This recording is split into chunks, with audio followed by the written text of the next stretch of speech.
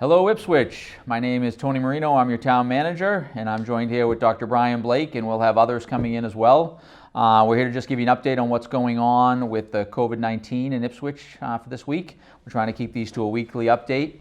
From my perspective, on the town side, some of you may have heard, we did have a positive COVID test on one of our fire department staff.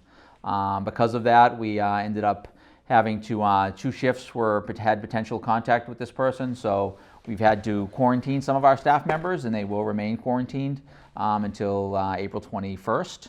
But we are taking all the precautions with regard to staffing. Our Ipswich Fire Department remains staffed and fully operational, and it will continue to respond to all fire emergencies and EMS emergencies. Fire department members are taking proper precautions when coming in contact with residents and community members. I do want to take this time to thank all the Ipswich Fire Department staff and everybody involved with this. They've been great during this. Clearly it's not a great time for anybody, but they've been, their patience, their understanding, they've been true professionals during this whole process, so I want to thank them for that. I also wanted to update on the case counts in Ipswich. We've been doing that on a regular basis. It is available on our website, on our COVID-19 page, but currently, as of yesterday, April 9th, we have 17 cases in Ipswich. And as I've stated before, some of those are people in the same house, multiple cases in the same house, and some of those people have already actually come off of quarantine and are back at work, et cetera, et cetera. So, but we do have 17 confirmed cases total in Ipswich since this started. With regard to the beaches and park closures, we have cranes are still open on Friday, Saturday, and Sunday from 9 to 5. We have a police detail down there that'll be checking beach stickers for Ipswich residents only, and you need a 2019 or 2020 beach sticker to get in. What I am going to talk to you about is Pavilion Beach. We discussed it briefly at the select board meeting the other night, but Pavilion Beach is residents only. We don't have any sort of staffing down there, so we're asking residents to make sure that they practice safe social distancing while they're down there. Pavilion obviously is not as large as Crane, so it's a little more difficult, so we're asking people just to make sure you maintain 6 feet and follow all the proper social distancing protocols while you're at Pavilion Beach, and keep it to obviously residents only. With regard to town meeting, as we all know, it will not be May 12th this year. That would be the second Tuesday in May, but we will have it sometime probably mid to late June. I've got a Zoom conference call planned with the chairs of the 3 boards, school committee, select board, and FinCom, along with Dr. Blake and myself, town moderator, and our town council. We're going to try to brainstorm and come up with some ideas, if in June we're still under similar conditions, how we could do town meeting, whether it's outdoors or, get a tent. All sorts of options are going to be thrown around. So more to follow on that, but we are working on that, as well as making sure we do the town election as well. And with that, I'm going to pass it over to Dr. Brian Blake to give us an update on what's going on with the schools. Okay, thank you, Tony. Well, as you know, our schools continue to be closed until at least May 4th. I'm hearing from Boston that we may be closed a little bit longer than that, although nothing's been confirmed yet. Wednesday, the district formally launched our remote learning website and our program for that. It allows for more student engagement at each level, with high school students working toward course completion. Teachers have worked very hard to put together a model that will hold students accountable for their work while meeting the needs of our families in town. Our breakfast and lunch program will continue. We have meals being delivered at Rosewood from 11:30 to 12:30, at the Winthrop School also from 11:30 to 12:30, Agawam Village from 11:30 to 12:15, and then Powder House Village from 12:15 to 12:30. And that's for any students who need a meal, not just those that qualify for free or reduced lunch. We have the walking track by the turf field behind the high school open from 8 to 10, Monday through Friday, for our citizens to walk. We have school personnel who have volunteered to be present during that time to enforce social distancing. During the closure, we're taking the opportunity to get some maintenance work done in the schools that would have waited until April vacation or the summer, so there is some activity going on in the buildings. The school committee continues its work with regular meetings and subcommittee meetings being held virtually, and the recordings are made available online. We have a scheduled meeting for this coming Tuesday at 6 o'clock to discuss in part working through the April vacation and ending school 4 days earlier in June. The Ipswich Public Schools are doing our part to flatten the curve and maintain social distancing, and I want to thank all of the staff for that. If you have any questions, please feel free to contact me at bblake@ipsk12.net. Thank you. All right, thank you, Brian. I also wanted to point out where Brian talked about the technology and the meetings we're having. I do want to shout out to ICAM and the staff members here. They've been great during this. We had to, on the fly, put together how we were going to make sure we got our meetings broadcasted out on the local cable channels, and we were able to put together, with the purchase of a few different components, we were able to do that and sort of be seamless about that. And they were actually able to still broadcast from here the Zoom meeting and put it out live to everybody without having to come to town hall and make sure we practice safe social distancing. So I want to thank them for that. They've been great during this whole process. All right, so we're going to take a brief break here, and we're going to bring Colleen Fermon, our Public Health Director, in in a few seconds. Thank you.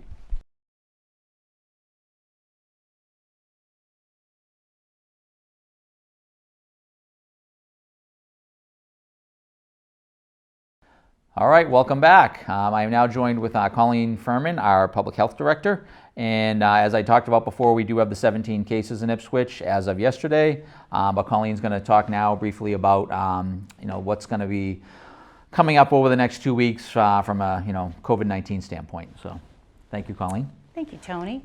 So I just want to remind everyone that the virus is community spread. So what that means is that we all have to really pay attention to our behavior and follow strict guidelines.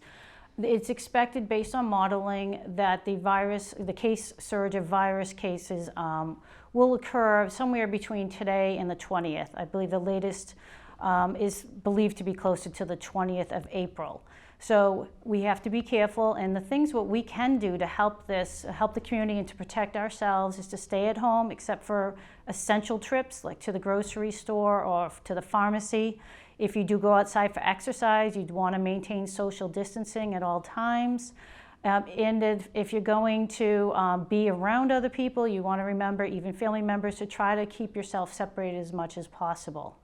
The other thing what we want to look at is wearing face masks. So we talked about fabric face masks quite a bit, and they've been talked about quite a bit. You can go on the CDC website, cdc.gov. The Surgeon General shows you how to wear one. There's also a do-it-yourself face mask guide that is on the CDC website and the Ipswich website if you want to look at that.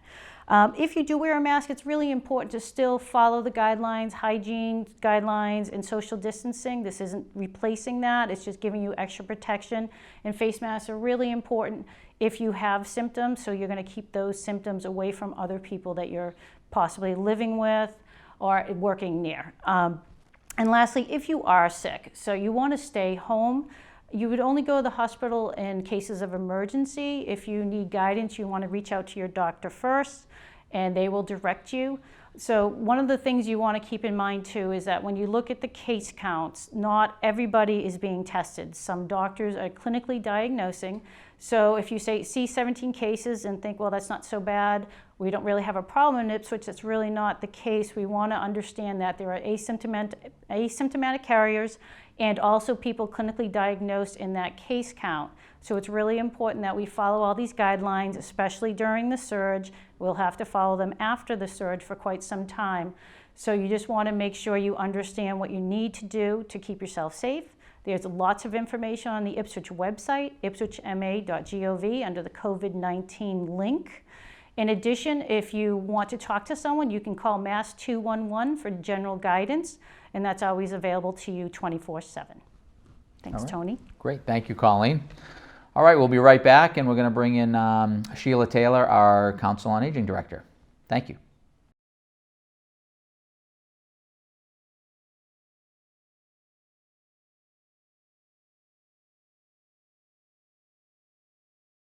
Okay, welcome back. We are going to be joined now with Sheila Taylor, our Council on Aging Director, and I do want to preface that her and her staff have been there since this started, taking care of the needs of our seniors, so I want to thank them for that. They've been doing a great job.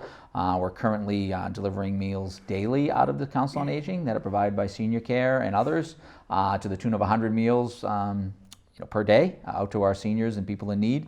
So they've been doing a great job, and I just kudos to them and their department. So they've been, during this crisis, they've really stood out as one of the leaders, and certainly taking care of our seniors and making that a top priority. So I want to thank her for that. But now I'm going to pass it over to Sheila to give you an update on specifics and what's going on in her department. Thank you very much. So I do also want to say, as we all know in this community, that it takes a village to get this job done. My team at the Senior Center is amazing, just doing whatever needs to happen. But we've also had a lot of volunteers to step up from in other community groups. I'm not even going to begin to name them because they're really that numerous. So really thank everybody in the community for helping out. We sent out a robocall this week to encourage our older adults to stock up on their groceries for the next couple of weeks to minimize exposure for both themselves as well as volunteers that are doing grocery shopping. So people responded to that, and we had a lot of people step up to volunteer and have been doing grocery shopping for people. The van still continues to bring people to the grocery store. We have reduced going to Market Basket. The lines are just too long for people to either wait to get in or wait to check out. So we've been going to Shaw's. We may also look at Stop and Shop in North Beverly, but we're checking out the lines there to see if that makes sense. The Open Door Ipswich Food Pantry is still delivering packages of food on Wednesdays and Thursdays. They're also open for people to come on Wednesdays and Thursdays. And the van is bringing people. So as I mentioned, all the food is covered. And as Tony mentioned, the Meals on Wheels from Senior Care and the Grab and Go program is taking care of a lot of older adults in Ipswich. We are currently on a wait list with 100 people. That's the maximum that we can have. So we, as soon as we have anybody that comes off, we will be adding more people on. So we're grateful for that program. We have some people that have been making face masks for us, so we still have a supply of that. We've been leaving face masks in plastic bags and taping them to the doorway with a person's name on it, so we're happy to continue that. We have some supplies of, limited supplies, but toilet paper, Clorox wipes, Kleenex, things like that. So if you can't find that in the store, we might be able to help you with a little bit. Also want to reach out and thank Beth Meyer and her team on cable, because she helped us tape a lot of our programs that people are really happy to be watching now and participating in. And they include Tai Chi, self-defense, seated yoga, aerobics, and French class. So you can either on Channel 8 if you're a Comcast customer, or Channel 32 if you're a Verizon customer. You can watch it and participate every day if you'd like. If you don't have access to the cable channel, you can also find it on the internet on YouTube. And if you can't locate it on your own, call us and we'll get the link sent to you. So speaking of technology, we have a number of volunteers now that are available to help people access all the different features that you can use on the internet, like Zoom and telehealth and FaceTime, everything that people are using to stay connected now if you have internet access. We have volunteers that are available to talk with you on the phone, set up that Zoom conference, teach you on Zoom how to use that, or other features too. So just call us for that, and we're all waiting on that end to help out. I also want to give a shout out to the library too, because they are really doing a nice job in upping their game on internet resources for people, both Audible books. I can't even say all of them, but just check out their site. It's ipswichlibrary.org, and you'll find a lot of great resources available for you there too. We have an active Facebook page. Keep your eyes on that. It's both some fun and some resource information, so you can look on that. Also want to do another shout out for the census. 2020census.gov, I believe, but Beth will put the little link on the screen so we'll get it right. But please take this time to do your job and get your count for the census, because honestly now more than ever we're going to be relying on some additional funds. And we know that the population in Ipswich has increased significantly for older adults, so we want that number to be reflected. Also need to talk about scams. There was a little bit of a lull on scams on phone calls and mail, but they've gotten active again. They figured out a lot of opportunities. So never ever give out personal or identifying information on the phone, on the internet, in the mail, unless it is something that you have solicited on your own. When you receive your stimulus check, You will not receive a phone call to say, hey, we need your checking routing number or something like that. Or if you want us to send you the check, we need to confirm your address and things like that. That will not happen. You will receive either your stimulus check in your checking account directly or by mail, but there will be no solicitation for information to get that to you. Also, anything else, the police are not doing a fundraiser right now. Do not send your credit card number over the phone, anything like that. Just don't respond. Don't give out personal information, please. And the last thing is, we have been getting phone calls from some people asking for help, and when we call back, the number is blocked. We can't get through. It says type in a code, and then we get hung up on when we type in the code. So I'm not exactly sure yet how that works. We're looking into that, but you need, if you know on your end how you're blocking calls, you need to open the line for our number, just so we can help you. And that's it. That's all I have, Tony. Thank you. All right, but great. please call for anything. Thank you very much. And also, I believe, with regard to the dinner bell and the YMCA, they're Yes. also delivering some meals, Correct. I believe. The Dinner Bell Monday nights is delivering to people that had already been receiving the meals delivered to them, but the regular people that would go to the Masonic Hall, that program is on hold. Right. And the Y received a very generous donation from Don Greeno and his wife, and they're delivering meals to a certain number of people on Tuesday nights. Okay, great. It's lovely too. Yep. Perfect. Yep. All right. Thank you very much, and we'll be back in a second with Lieutenant John Hubbard to give us an update on our emergency management.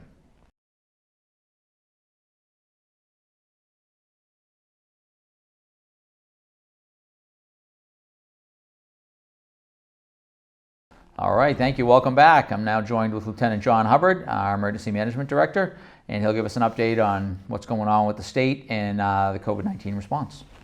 So today we received our first shipment from MEMA for PPE or personal protective equipment. We put in a request a few weeks ago, and the backlog on those requests are starting to become filled. So we got our first request. The National Guard brought out a couple boxes for us today so we can distribute those to our first responders. So if you did see a National Guard truck driving around town today, they were making a delivery for us. It was nothing else. As far as the public safety concerns for this crisis that's going on, we just want to remind people as the weather starts getting warmer, I know people are starting to get out and walking more and they're still trying to practice their social distancing. Please try to stay on the sidewalks, and if you're walking on a road that does not have a sidewalk, please stay off to the sides. We've been noticing a lot more that people are starting to walk in the middle of the roads to avoid being near people. We'd recommend if you could just go into someone's driveway and let people pass instead of walking out in the middle of the street. We're trying to avoid any more tragedies on the road, so just try to be careful when you're out on the streets. We know you want to get out, we know you're getting stir crazy in your house, but try to use some caution when you're on the streets. And for the drivers that are out there, go a little slower as we have more people out walking than we normally do. Thank you. All right, great. All right, thank you, John. And to wrap up, I did want to update one more thing on the park closures. We have held off to date on doing the closing off the basketball hoops anyway. I mean, we posted that they weren't supposed to be in use, but we had not closed off the hoops like some town had done. But unfortunately, with some basketball games that were transpiring last weekend, as of I think last night and maybe even this morning, we're going to be putting zip ties on the basketball hoops to make sure the balls can't go in, so to discourage any use of those courts. So we just wanted to update people on that. And also just that, you know, we've got the holiday weekend coming, so please enjoy the time with your families. We will get through this. We'll get through it together. The next 2 weeks will be, I know, a lot on people, but I know if everybody practices social distancing and continues to do what we've already been doing, we will get through this together. So thanks again. Have a great weekend, and we will have another one of these shows ready for you next week.